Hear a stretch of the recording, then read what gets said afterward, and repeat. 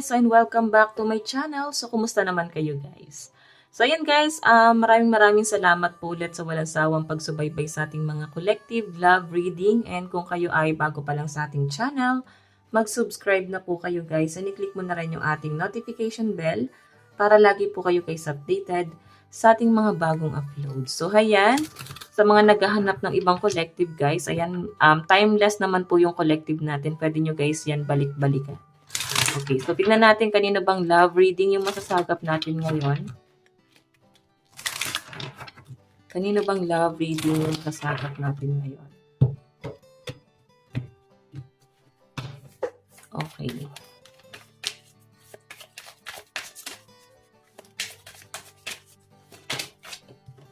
So guys, meron tayong frequency, flow, sound, vibration, energy, and healing.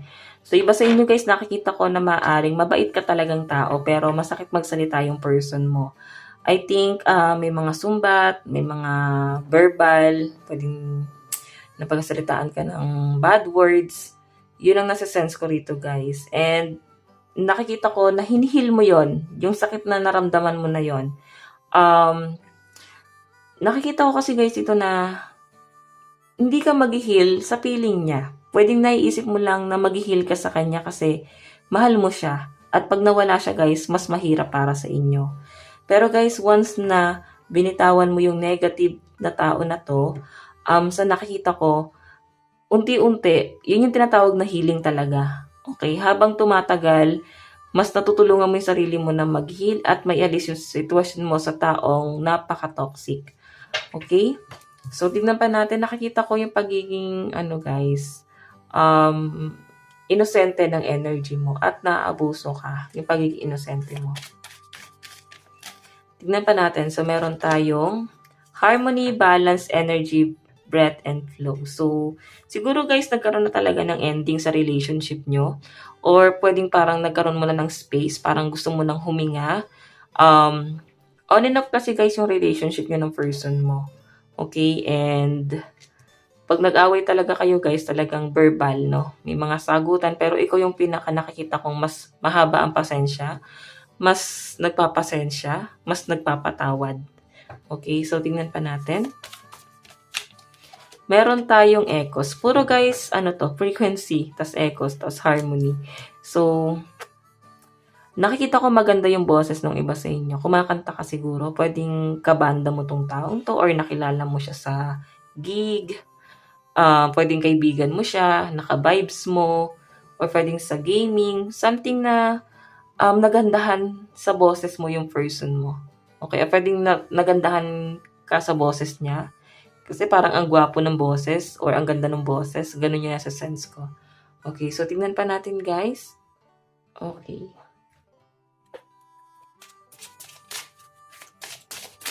Kanino po itong love reading spirit guide? Oops. Ang dami.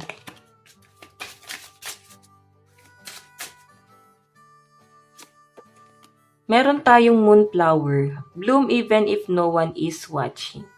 So, ikaw yung tipo ng tao na nakatingin ka lagi sasabihin sa'yo ng ibang tao. So, kung lagi mong iisipin yung sabihin nila guys, hindi ka mag-grow. Okay, hindi mo magagawa yung gusto mo kasi nakadepende ka. Sasabihin ng ibang tao, takot ka sa judgment. Okay, hanggat maaari, pinapaganda mo yung image mo.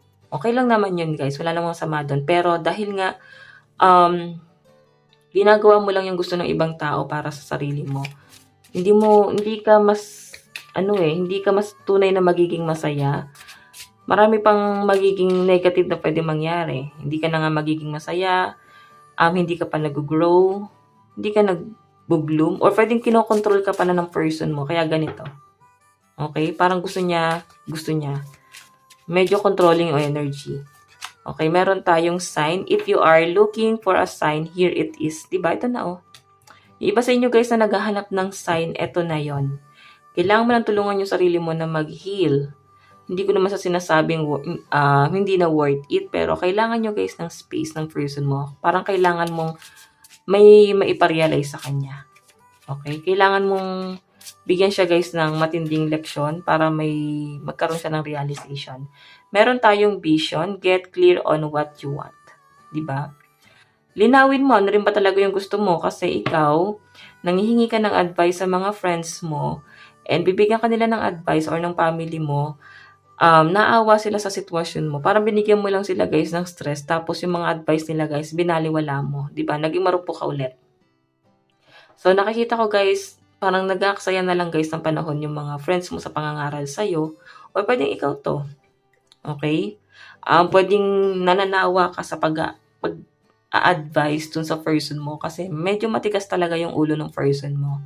And I think hindi siya guys nakikinig ng ganon-ganon lang sa inyo. Okay? Sa mga sinasabi mo. Binabaliwala niya guys yung opinion mo. So, pag ganito guys ang klase ng relationship, hindi na talaga guys, ano yan, hindi na nakakatuwa, di ba? Kasi hindi niya guys papakinggan yung sinasabi mo kasi yung person mo nag-explore eh. Sige, tingnan pa natin. Meron tayong Journey by Moonlight. Believe in magic. So, siguro guys, yung iba sa inyo, wala kang believe sa sarili mo. Okay? Pwede nakadepende ka sa person mo. Nandito ka sa point na may mga doubt ka na simulan yung buhay mo ng nag-iisa. Okay, so tignan pa natin. Meron tayong stepping into your power. You are strong beyond measure. So, sabihin na natin yes, maraming mga taong naka-alalay sa inyo. May mga taong hindi ka pa rin hinahayaan na basta-basta ka na lang madapa. Okay? Pero guys, sa nakikita ko rito, ikaw pa rin ang gagawa ng path mo, choosing your path. Ikaw pa rin ang gagawa ng kapalaran mo. Sila guys, guide lang yan eh. O, choice mo pa nga rin kung, pakikinggan mo yung opinion nila or hindi. Pero minsan kasi guys, doon nasusubok yung friendship din. Okay, may mga kaibigan na nadadamay rito guys. So, tingnan natin. Meron tayong narrow pathway, tread thoughtfully. So, iba sa inyo guys, kinakain nyo yung sinasabi nyo, sabihin, di mo kaya panindigan. Okay, ayusin nga natin to guys. Wait lang po. Ayan. So, tignan pa natin guys, saan na ba patungo tong relationship na to. Yung kadil mo kasi guys, ano siya eh, magaling siya mang-gaslight.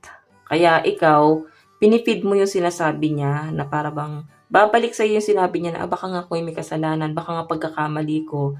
So, nahabag ka naman kasi ganun ka nga ka-inosente guys eh. Na para bang binabalik niya sa inyo guys yung mga sitwasyon. Napaka-narcissistic ng energy. Pero tignan natin.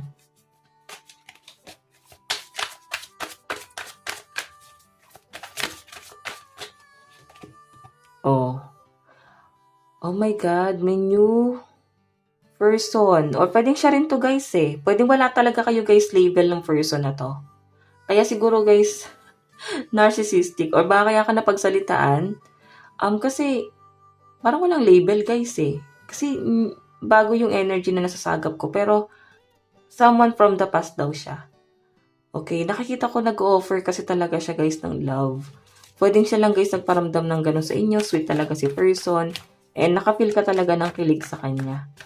Okay, so meron tayong Ten of Pentacles. And nakikita ko na maayos din ang pamumuhay na itong person na kadil mo. So ayan guys, malakas ang energy ng water sign. Cancer, Pisces, Scorpio, Capricorn, Taurus, and Virgo. Tignan pa natin.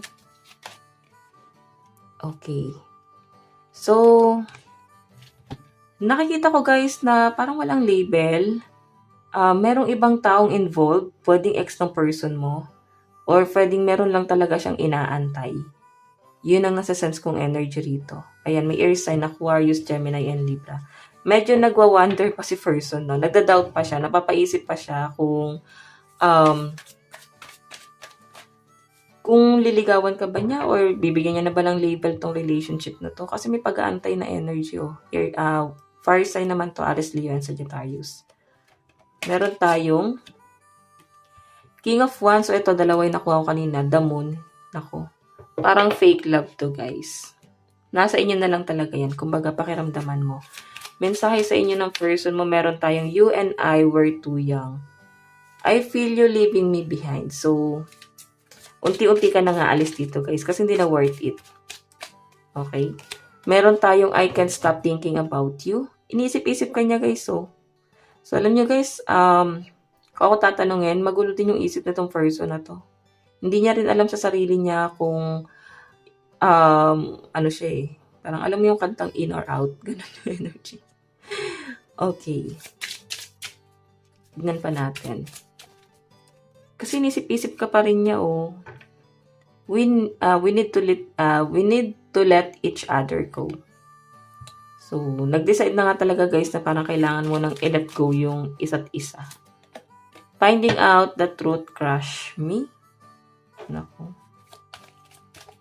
I think may mga nalaman ka sa person mo. May iba kasing involved dito eh. Ayun, I hide behind material things. Magaling siya, guys, magtago. So, kung hindi ka talaga matapang, nako, mapapaikot ka nitong taong to. So, guys, ito lang naman po ang inyong reading. Hanggang sa muli. God bless and love you all. Thank you.